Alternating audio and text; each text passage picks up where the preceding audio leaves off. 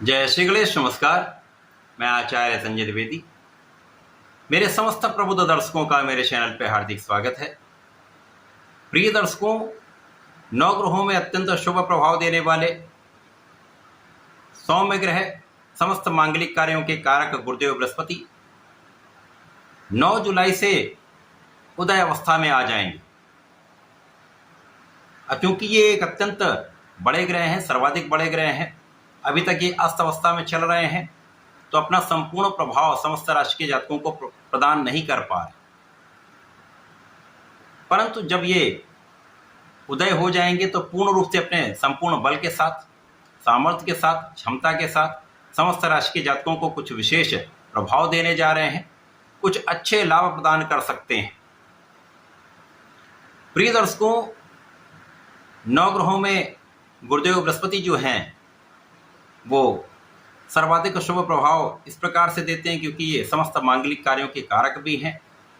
आपको ज्ञान देते हैं, आपको योग्य बनाते हैं, आपको शिक्षित करके आपको धन का लाभ करवाते हैं। वैवाहिक संबंध तथा संतान सुख का कार्यकत्व भी गुरुदेव के पास है। इसी प्रकार से यदि आपकी कुंडली में गुरुदेव बृहस्पति बलवान स्थिति में है, एक अच्छे भाव में है, किसी प्रकार से दूषित नहीं है, तो कुंडली के कई दोषों को ये समाप्त कर देते हैं। अकेले गुरुदेव बृहस्पति आपको सर्वाधिक लाभ प्रदान करते हैं, सर्वोच्च पद पर आसीन कर देते हैं, ज्ञान का विशेष लाभ प्रदान कर देते हैं। वर्तमान समय में गुरुदेव बृहस्पति का गोचर मिथुन राशि में चल रहा है। मिथुन राशि बुध की राशि है, जहां पर ये 9 जुलाई से उदय हो जाएंगे। तो पूरा वर्ष ये उदय अवस्था में रहने वाले हैं। जब गुरुदेव बृहस्पति जिस भाव में होते हैं उस भाव तथा उस राशि पर गुरुदेव का जब पूर्ण प्रभाव होता है तो स्थान हानि करोत जीवा का सिद्धांत भी लगता है। अतः उस भाव से संबंधित प्रभाव कुछ कम हो जाते हैं, परंतु जहां जहां गुरुदेव की दृष्टियां पड़ती हैं वहां पर अत्यंत शुभ प्रभाव, अत्यंत लाभदायक स्थिति बनती है। आज मैं मिथुन राशि के लिए गुरुदेव बृहस्पति के इस उदय काल का किस प्रकार का प्रभाव प्राप्त होगा, इस समय में किन भावों की प्रबलता आपको प्राप्त होने वाली है, लाभ कितना बढ़ेगा अथवा कहीं पर कोई समस्या या अवरोध है तो उसका क्या निराकरण, संपूर्ण विश्लेषण मैं पूर्ण तर्क के साथ करने जा रहा हूं। प्रिय दर्शकों, इस राशिफल को आप अपने लग्न तथा राशि दोनों के अनुसार देख सकते हैं। मिथुन राशि के लिए गुरुदेव बृहस्पति का गोचर लग्न में ही चल रहा है। इस प्रकार से 2 केंद्र के स्वामी का लग्न में गोचर अत्यंत विशिष्ट स्थिति बनाता है, महाबलवान स्थिति बनती है।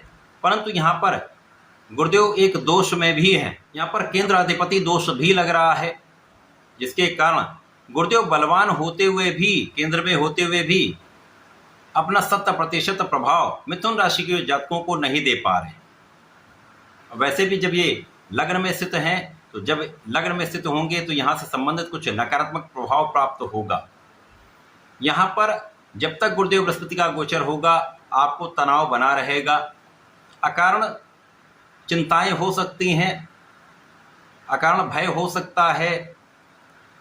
इसी प्रकार से इस समय में गुरुदेव का प्रभाव कहीं न कहीं आपके ज्ञान को तो बढ़ाने वाला है, ज्ञान से संबंधित अहंकार की भावना भी आ सकती है। जब तक गुरुदेव बृहस्पति यहाँ पर अकेले होंगे तो ये स्थान हानि करो तो जीवा का सिद्धांत, ये सिद्धांत लगेगा ही। परंतु जब गुरुदेव के साथ कोई ग्रह गोचर करता है तो ये सिद्धांत उस समय लागू नहीं होता। वर्तमान समय में गुरुदेव जब तक सूर्य के साथ हैं तो 16 जुलाई तक किसी प्रकार का कोई बड़ा दोष नहीं होगा। इस समय में आपको विशेष लाभ मिलेंगे। इस समय आपके शासन सत्ता का गुण प्रबल होगा, आपका व्यक्तित्व अत्यंत विशिष्ट हो जाएगा, एक विशेष आभा मंडल आपके समक्ष रहने वाला है तथा आपका विशेष प्रभाव लोगों पर पड़ने वाला है। आपकी वाणी का प्रभाव, आपके व्यक्तित्व का प्रभाव, आपके ज्ञान का प्रभाव, आपके कार्यकुशलता का प्रभाव समस्त लोगों पर निश्चित रूप से पड़ेगा। अब यहाँ पर 100% प्रभाव ना मिल पाने के कारण कहीं ना कहीं एक असंतुष्टि की भावना भी बनी रहती है, जिसके कारण चिंता अवश्य होती है। तो यहाँ पर तनाव पर नियंत्रण करें, अहंकार पर नियंत्रण करें तथा यहाँ पर व्यर्थ की चिंता करने से बचें।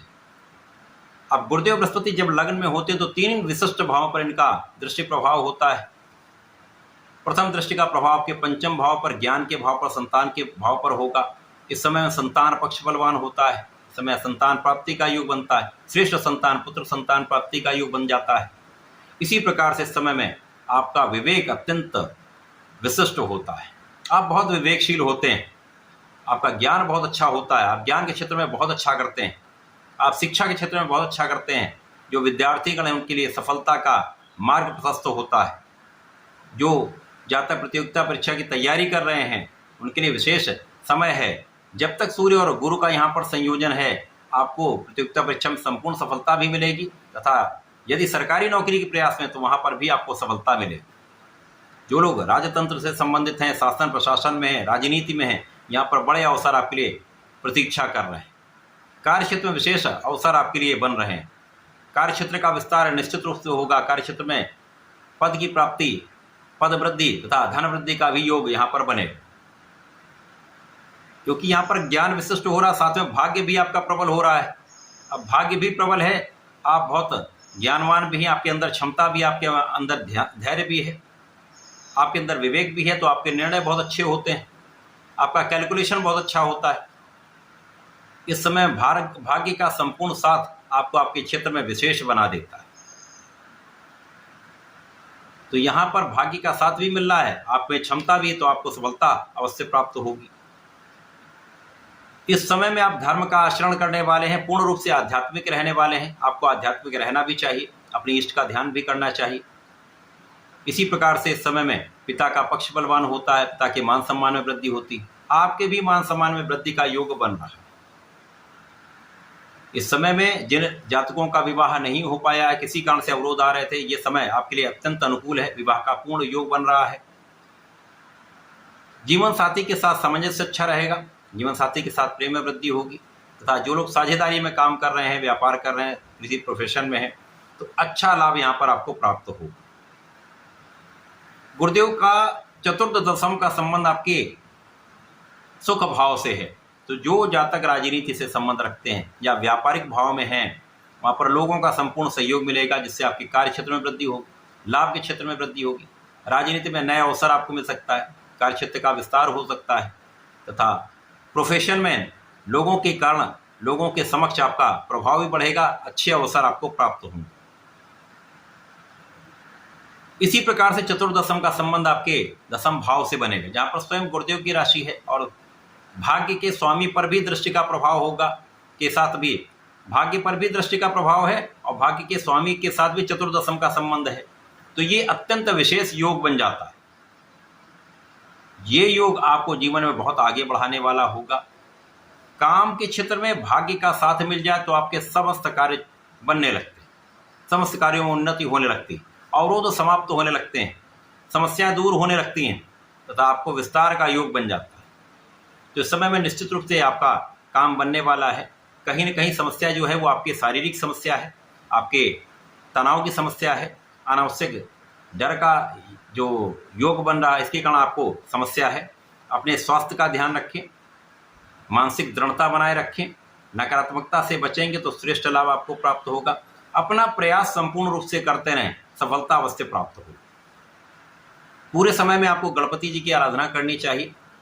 ओम गंग गणपतये नमः का जप करें, गणेश अथर्वशीर्ष करें अथवा संकटनाशन गणेश स्तोत्रम करें, विशेष लाभ प्राप्त होता है। इसी प्रकार से प्रत्येक गुरुवार को यदि भगवान गणपति को दूर्वा अर्पित करते हैं, पीला पुष्प, पीला भोग अर्पित करते हैं तो विशेष लाभ आपको मिलता है। तथा श्री हरि का विष्णु सहस्त्रनाम यदि कर लेते हैं, लाभ ही लाभ आपको प्राप्त होगा, समस्याएं दूर हो जाए। तो ऐसा करके इसका लाभ लें। धन्यवाद, नमस्कार।